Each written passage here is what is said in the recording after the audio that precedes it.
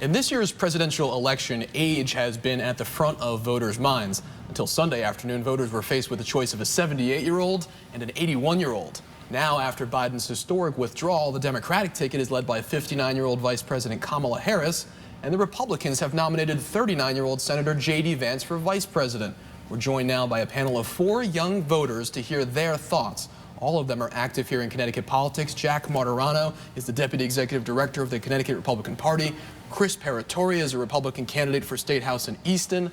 Tara Kamen is the President of the College Democrats of Connecticut. And Kevin Kurian is a former political coordinator for Governor Ned Lamont. I want to start with our 2 Democrats here. We've seen now a generational change at the top of the Democratic ticket. And I want to ask you, will Kamala Harris resonate more with young voters than Joe Biden? Yes.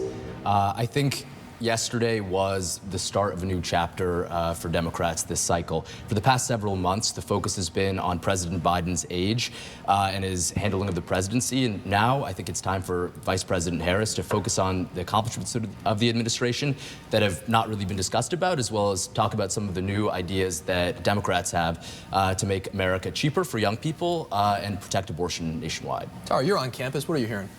I think in my work with college Dems, I've really felt that students are feeling in a lot of ways politically apathetic, and they're leaning away from personality politics and more so thinking about bread and butter issues like their futures after college, student debt, housing affordability, and all those kinds of things. And I think that if Kamala Harris is able to really communicate those issues, then she will do a much better job with young voters. And on the Republican side, we've seen something very interesting happen with former President Trump, where he's actually polling better among young voters than almost any Republican in recent memory. Jack, why do you think that is?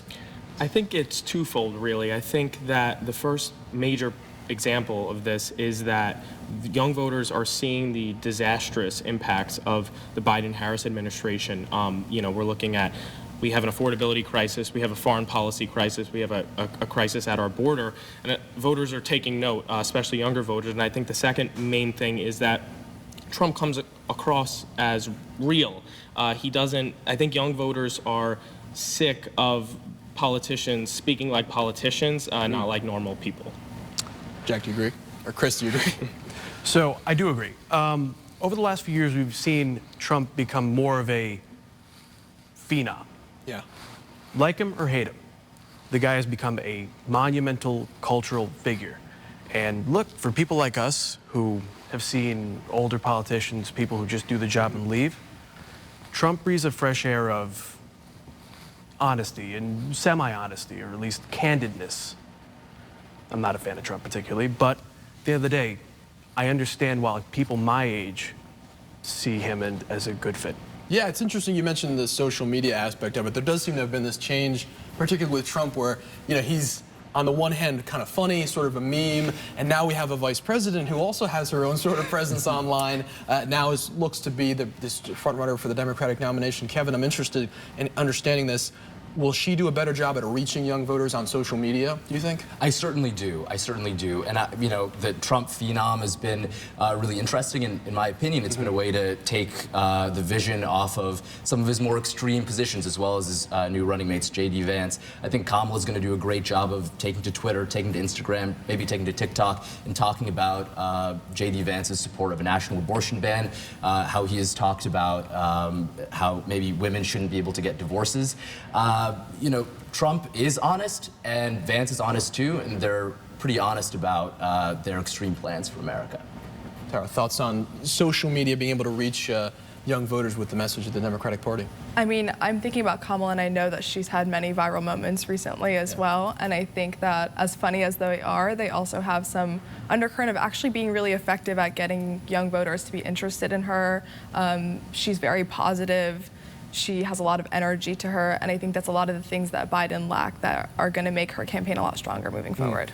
And you were talking a bit before about this level of apathy, about young voters potentially not even being interested or plugged in to this election. Do you all get the sense, I guess we'll go back over to the Republican side here, Jack, do you get the sense that young voters are tuned into this moment right now, or is there more that needs to be done to get young voters to be engaged? I think social media plays a big role, and I think it's good that we touched on that, because I think the Trump campaign especially has really kind of harnessed the strength of social media and what it can do to reach young voters. I think there's a lot of work to be done too. I know we were just talking about this before, but grassroots.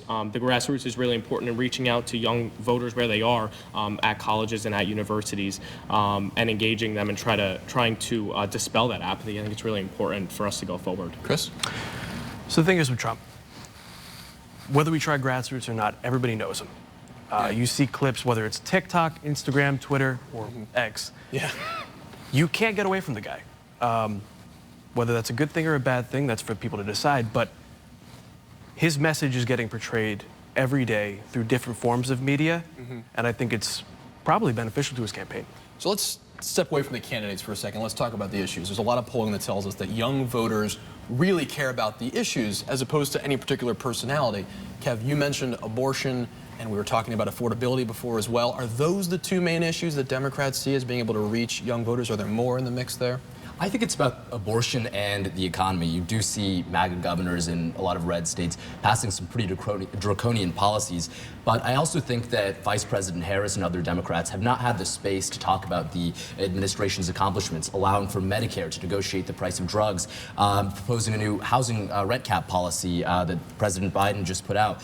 I do think it is abortion and the economy that Democrats will run on, especially when you have Donald Trump without a real plan on the affordability crisis and talking about replacing the income tax with a national tariff, which would increase housing, the household costs for millions of Americans by tens of thousands of dollars per capita. I want to hear the Republican response to that Trump doesn't have, he's saying Trump doesn't have a good message on the economy. I'm sure you both disagree with that. Completely disagree. Yeah, I think I think we saw what happened during the Trump years, and I think that the only party right now that's proposing an extreme agenda is the Democratic Party. I think we've seen what has happened in the last 4 years with inflation being up. I think it's over 17% year over year. And as a young person, and I think all of us would agree that we want to be able to afford a house when we get a little older, afford groceries, pay our rent, live in a safe country.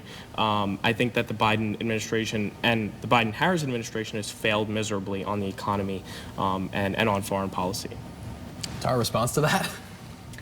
I think that we currently have one of the strongest economies. I mean, a lot of the times that doesn't necessarily translate because inflation is definitely something challenging for people to recover from and come back from. But I think that the progress that we've made is honestly quite astounding. And I think that in terms of like an extreme agenda that the Democrats have, I mean, mentioning Project 2025 is also a really big deal for young voters that I've been seeing. And most of the authors of that come from Donald Trump's administration. So there's a lot of fear about that on our side as well. So Chris, you're actually on the ballot this year, right? And so these issues, you're talking to voters, you're knocking on doors. What are you hearing from voters, particularly the young voters you talk to? Young voters are concerned, right? Cost of utilities are through the roof. Everyday household goods are through the roof. And finding a place to live is nearly impossible for someone just getting out of college who's racked up years of college debt. We all agree with that? Yeah. That's really hard.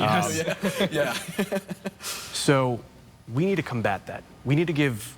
So in my campaign, what I've advocated for is going from the public education sector out. So what I would like to do is, and I think that you guys would agree with this too, increase funding and advocacy for vocational education in the public schools.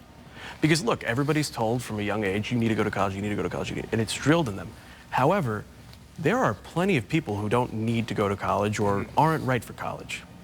We need to give those kids the same opportunity that we give the kids who are going to college. Give them the opportunity to learn what they need to learn to have a successful career after high school.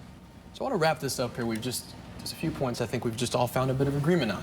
And I want to ask, we have a lot in common. We're all, I'm going to include myself in this, of the same generation, right? And we have, obviously, there's disagreements across the aisle here on things like abortion and on ways to get to affordability. But we touched on a couple things that we agree on some of these problems here, on housing, on affordability.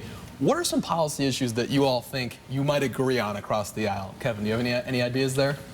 I do. I think one of the main policy issues that we can agree on is the exorbitant cost of healthcare and pharmaceuticals in this country. You know, if you get sick, you should not have to go bankrupt in order to pay for very basic medicines. You know, something like insulin, which was supposed to be free, has bankrupted people. And that's a real shame, and I think there really ought to be some common sense, bipartisan agreement on that. You agree? I agree. So what I'll say is, it's interesting because you have the youngest group of voters and the older group of voters who can agree on that very principle. People in the state, whether they're young or old, they want to keep living here. Older folks are getting taxed out, or they can't afford the utilities. They're on a fixed income. And people like us who are younger are trying to start their life. It's hard for both, and we need to find a way to combine our efforts to benefit both of us. Tara, is there something you think you'd work across the aisle on? I definitely could work across the aisle on that. Protecting the older generation is incredibly important to me, especially like Social Security and making sure that you can safely retire and not have to be worried about your future. And on the younger end, obviously, I care. It's very personal on that end as well, so yeah. Kevin, Tara, Jack, Chris, thank you so much for a great conversation. I'm sure there'll be many more of them as we continue to navigate this really unprecedented election. Thanks.